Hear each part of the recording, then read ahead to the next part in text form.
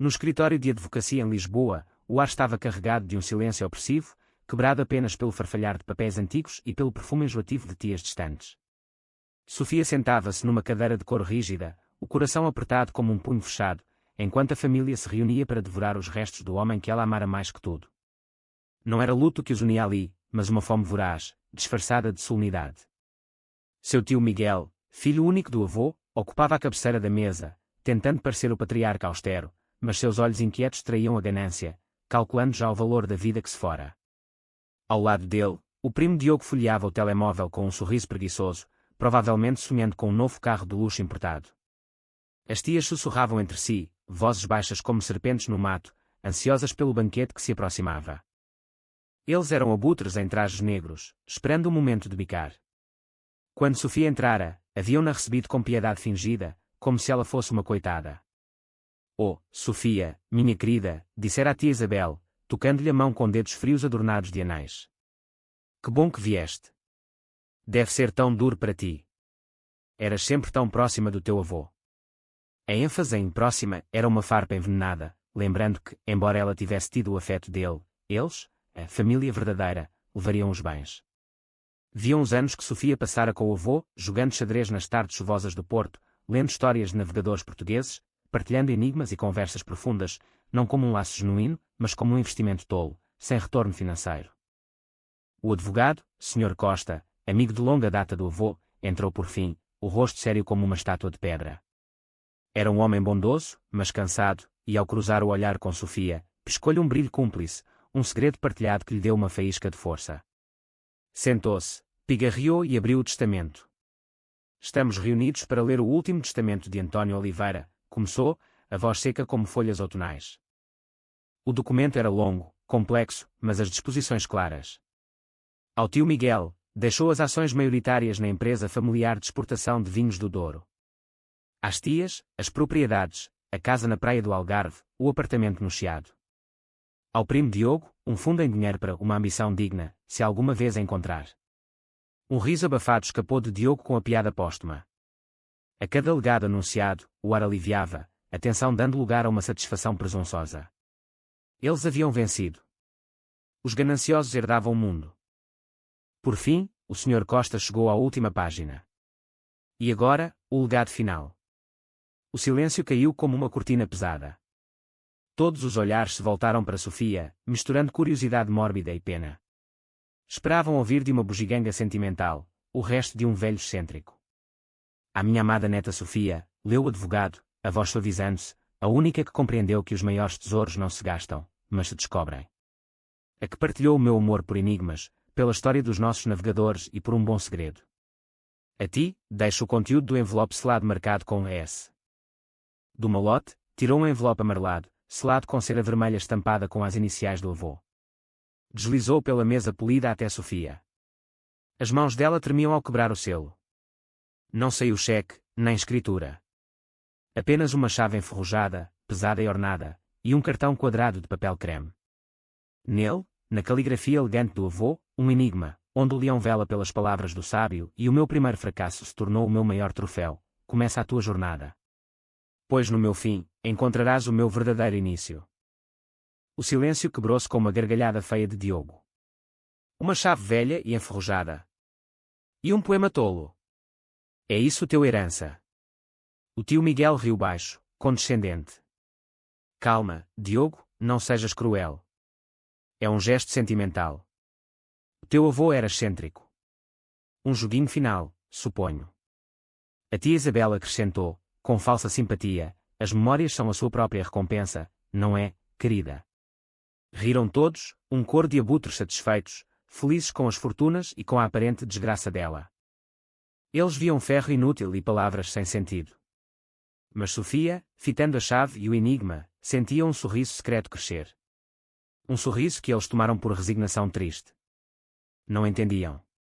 Não podiam. Aquilo não era o fim da herança. Era o início de uma vingança silenciosa, urdida pelo avô contra a traição deles. Uma traição que se revelava na ganância, no desprezo pelo que ele valorizava, o conhecimento, o amor, não o ouro. Sofia saiu do escritório para o sol indiferente da tarde lisboeta. Atrás, ecoavam risos altos, dividindo ações e planeando vendas. Eles festejavam as migalhas. Ela segurava a chave para o banquete inteiro. O escárnio, a pena fingida, o riso triunfante, nada a tocava. Era um ruído de quem nunca compreendera António Oliveira. Viam-no como um velho teimoso, um cofre vivo à espera de ser aberto. Aguentavam as suas histórias sobre os descobrimentos, a obsessão por livros antigos e enigmas, como um imposto sobre a herança futura. Para Sofia, aquelas tardes no casarão do Porto eram um tesouro, uma biblioteca viva de sabedoria, onde ele lhe ensinara que a paciência é a chave que abre portas invisíveis, como diz o ditado português. O sacrifício deles era fingir afeto. O dela? Nenhum. Era privilégio investir em amor enquanto eles apostavam na cobiça. Sentou-se num banco no Jardim da Estrela, relendo o enigma. Onde o leão vela pelas palavras do sábio. A mente voou para a biblioteca do avô, o coração da casa. Paredes forradas de livros encadernados, Platão, Camões, Pessoa, os sábios que ele colecionava. E a coleção mais prezada, edições antigas de Camões, guardadas por 2 leões de bronze maciço, bocas abertas em rugido eterno. E o meu primeiro fracasso se tornou o meu maior troféu. Lembrou-se de uma tarde chuvosa, jogando xadrez. Ele contara da juventude, engenheiro brilhante, a primeira empresa de sistemas hidráulicos falira por má parceria e timing ruim. Perdera tudo. Mas, no garage, tinkering nas sobras, inventara uma válvula revolucionária. Patenteara-a, vendeu a licença a uma gigante industrial. Aquela falha gerara uma fortuna discreta em royalties, longe do negócio familiar de vinhos. Nunca esqueças, Sofia, dissera, olhos brilhando, que por vezes é preciso cair ao fundo para encontrar o ouro no lodo. Pois no meu fim, encontrarás o meu verdadeiro início. Um floreio final. O fim dele era o início dela. Mas literal, no fim da fila de Camões, não uma epopeia trágica, mas Os Lusíadas, o início épico, escondido no fim. Ironia perfeita, dele. O enigma era um mapa de memórias, só para ela. A família via bobagem. Ela via um plano de 3 passos, biblioteca, coleção guardada por leões, o volume inicial no fim da fila. Ali, a patente, o troféu. E a chave. Não abria porta visível. O livro era a porta. Levantou-se, coração acelerando como antes de um checkmate. A família festejava a vitória vazia. Mas era a vez dela mover. Dirigiu para o casarão no Porto, uma peregrinação de memórias, o café onde comiam pastéis de nata após boas notas, o parque onde voavam papagaios de papel, o cinema antigo com filmes sobre os descobrimentos. Ele não fora só avô, amigo, mentor. O luto transformava-se em excitação elétrica, uma última aventura juntos. A casa erguia-se imponente, mas solitária. Uma placa, à venda, já cravada no jardim, sinal da pressa familiar em liquidar memórias. Raiva fria a impulsionou. Entrou com a chave que ele lhe dera anos antes, segredo deles. O ar estava parado, a casa saqueada por avaliadores. Quadros sumidos, marcas no tapete onde a poltrona dele ficara. Tomaram o visível, deixaram a essência. Na biblioteca, o cheiro de papel velho, cor e hortelã-pimenta fantasma acolheu. Os leões ainda lá, guardando Camões. Correu os dedos nos lombos, sonetos, epopeias. No fim da fila, os Lusíadas. Pesado demais. Abriu na mesa dele páginas reais no início, depois uma cavidade oca. Um cofre-livro. Riu baixinho, deliciada. Inseriu a chave enferrujada no buraco escondido na lombada. Clique rouco. A tampa abriu-se, revelando não a patente, mas outra chave, pequena, de bronze, e um cartão. O primeiro presente que construí para ti, guarda o último que te darei. Lágrimas de amor intenso. Lembrou o 10º aniversário, ele chegara com uma caixa de puzzle de madeira esculpida, leões e estrelas. Construí para ti, Sofia, porque só tu tens paciência para abrir. Demorara uma semana, mas abrira. Dentro, uma nota, o prémio não é o que está na caixa, mas que a abriste.